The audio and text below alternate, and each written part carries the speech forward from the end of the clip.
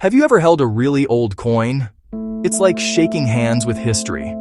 Now imagine a coin so tiny it could get lost in the seam of your pocket, but it tells a story bigger than any textbook. That's the magic of Afghanistan's money story. We're talking about little pieces of metal that traveled across deserts and mountains, passed through the hands of kings, soldiers, and merchants, and survived for thousands of years to tell us their secrets. They're not just currency, they're tiny, metallic time capsules. Afghanistan, sitting at the crossroads of ancient empires, has a coin history that is as complex and fascinating as the country itself. These small artifacts are our guides, whispering tales of forgotten rulers, epic trade routes, and the everyday lives of people long ago. The story of a nation can be written in many ways, in books, in buildings, in battles. But in Afghanistan, it was also stamped onto gold, silver, and copper. Following these coins is like taking a road trip through time. It's a detective story where the evidence is small, round, and sometimes very, very shiny. Our story begins over 2,000 years ago. Long before Afghanistan had modern borders, it was a land of ancient kingdoms and a superhighway for trade. The first real coins to jingle here came from the Achaemenid Empire of Persia. Pieces of silver, carefully weighed and stamped. Then a young man from Macedonia arrived, Alexander the Great. Around 330 BCE, he marched his armies through the region bringing Greek culture and Greek coins. Suddenly, the money changed. Silver drachms, tetradrachms, works of art. One side, a stunningly realistic portrait of a ruler. The other side, Greek gods, Zeus, or heroes, Heracles. After Alexander's empire split, generals carved out kingdoms. In Bactria, parts of modern Afghanistan, Greco-Bactrian kings, Indo-Greek kings continued the tradition. Their coins, some of the most beautiful ever made. Incredible detail. Wrinkles on a king's forehead, individual strands of hair. Not just money, propaganda. The king's face said, "I'm in charge, I'm legit." High-quality silver coins were trusted by traders along the Silk Road. Next, the Kushans. Nomadic from Central Asia, they formed a massive empire around the 1st century CE.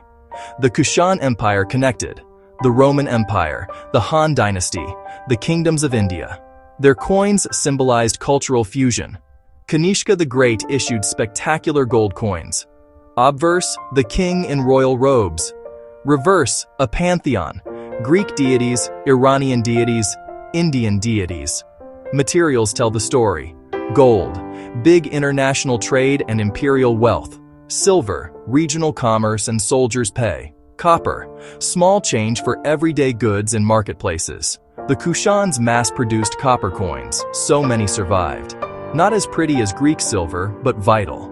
They reveal a monetary economy reaching the common person, buying a loaf of bread or a pot of oil. As we move forward in time, the pictures on the coins start to disappear. The medieval era, beginning around the 7th century, brought a profound change to Afghanistan and its money, the arrival of Islam. Islamic tradition generally discourages the portrayal of living beings, so the faces of kings and gods were replaced by something else, the beauty of the written word. Samanids, Ghaznavids, Ghurids became canvases for exquisite Arabic calligraphy. Instead of a portrait, a coin would now carry the ruler's name and titles, the date it was minted according to the Islamic calendar, and the name of the mint city. Sometimes, they included powerful verses from the Quran. This new style was revolutionary. A coin was no longer just a piece of money. It was a declaration of faith and political allegiance.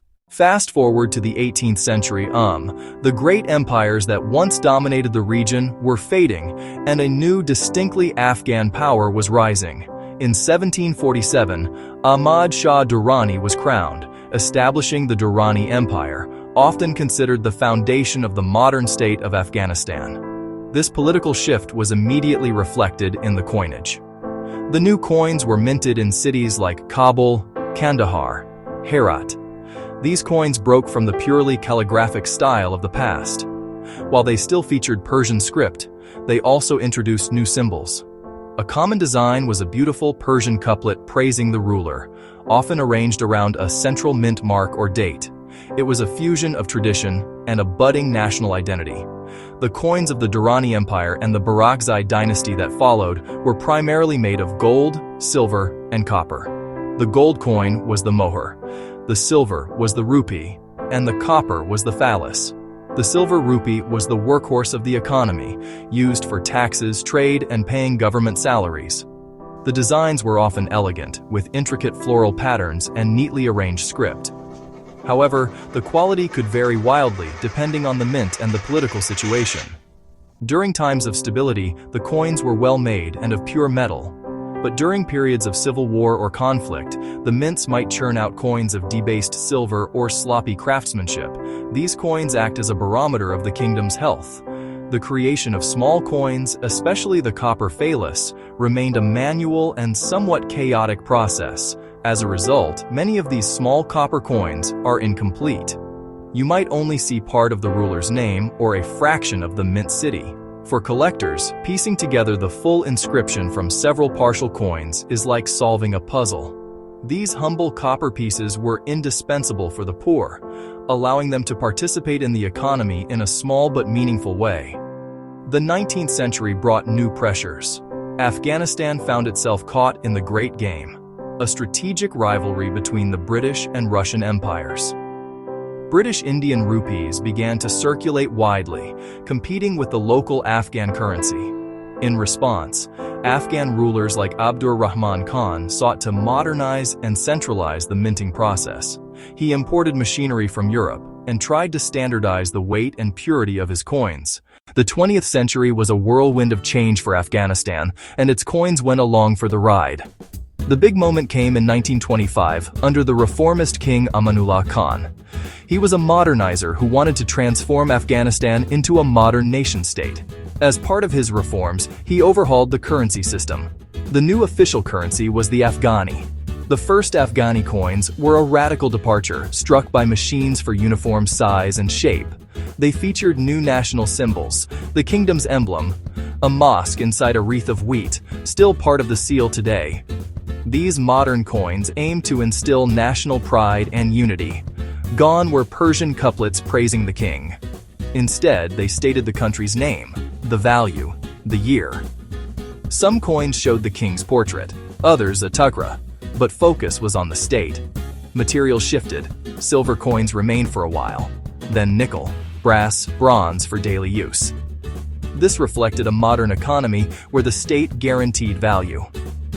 Throughout the 20th century, political upheaval brought new coinage. When Amanullah was overthrown, the new ruler issued his own coins.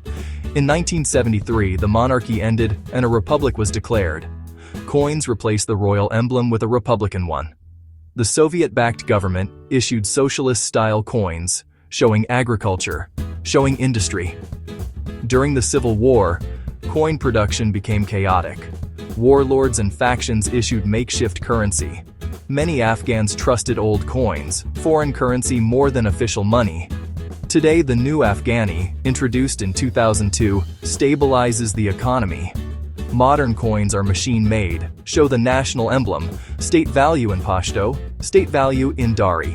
They are made of copper-plated steel, other base metals.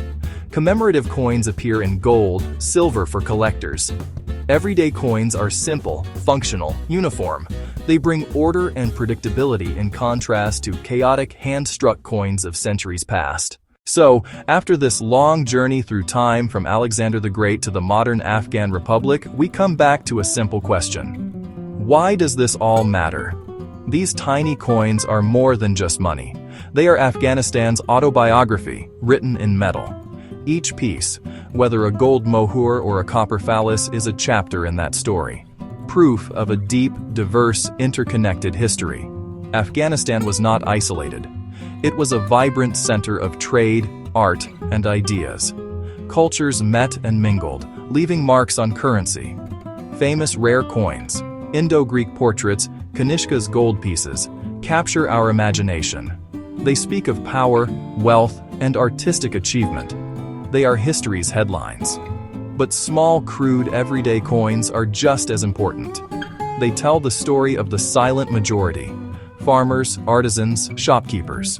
A tiny, worn copper coin, passed through 1,000 hands, holds 1,000 stories. Its survival testifies to resilience. For historians and archaeologists, coins are invaluable data. They reconstruct timelines, map trade routes, reveal economies. When records are scarce, coins are cold, hard evidence. Metals show resources. Designs show cultural values. Fine spots show human movement. For collectors, coins are mini art and puzzles. For everyone, they remind us of a shared human story.